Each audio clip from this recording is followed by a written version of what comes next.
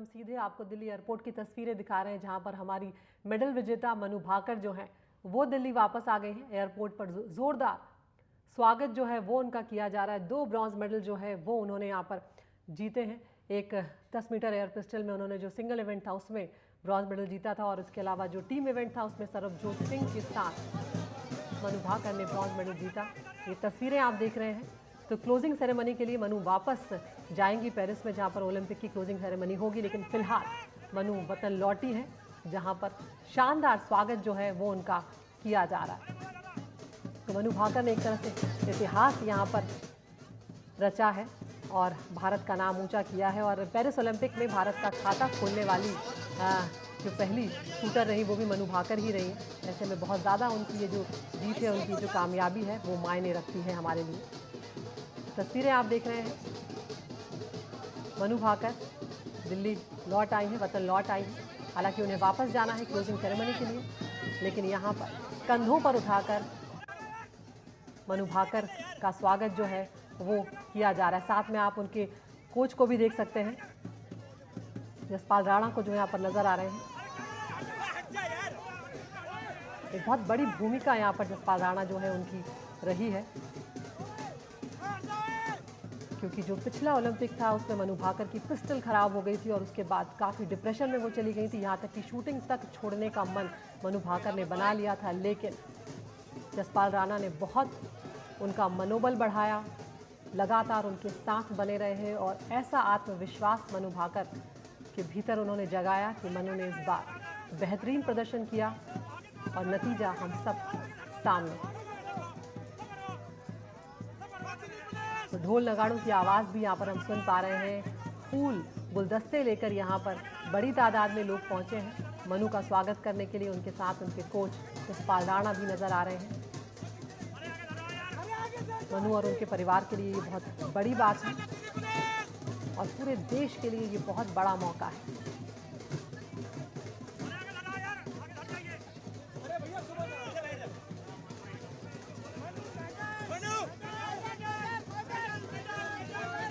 तस्वीरें आप ये देख रहे हैं। 2 पदक जो हैं वो जीतकर इतिहास बनाकर भारत लौट आई हैं मनु भाकर।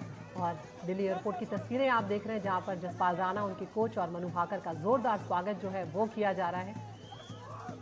फूल मालाओं से उन्हें बिल्कुल लाद दिया गया है दोनों को। एयरपोर्ट पर बड़ी संख्या में मनु के फैंस भी मौजूद हैं। उनके गाँव के, उनके परिवार के लोग भी यहाँ पर पहुँचे हुए हैं। मनु ने women's individual 10 metre air pistol में और मिक्स्ड इवेंट में सरबजोत के साथ मिलकर ब्रॉन्ज मेडल जीता है। और पेरिस ओलंपिक की क्लोजिंग सेरेमनी में भी वो ध्वजवाहक होंगी। रविवार को ये क्लोजिंग सेरेमनी जो है वो होने जा रही है, जिसमें मनु जो है जिसके लिए वापस लौट जाएंगी।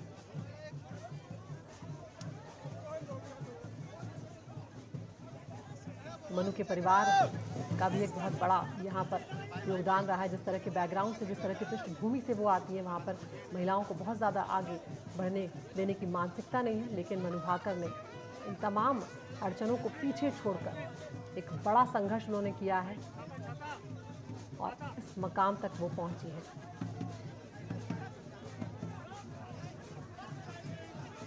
तो 22 साल की मनु भाकर ओलंपिक निशानेबाजी में 2 कांस्य पदक जीतकर इन्होंने देश को गौरवान्वित किया है। 10 मीटर एयर पिस्टल स्पर्धा में कांस्य पदक जीतकर उन्होंने भारत का खाता खोला था। भारत का पहला मेडल जो है वो मनु भाकर ने ही जीता था।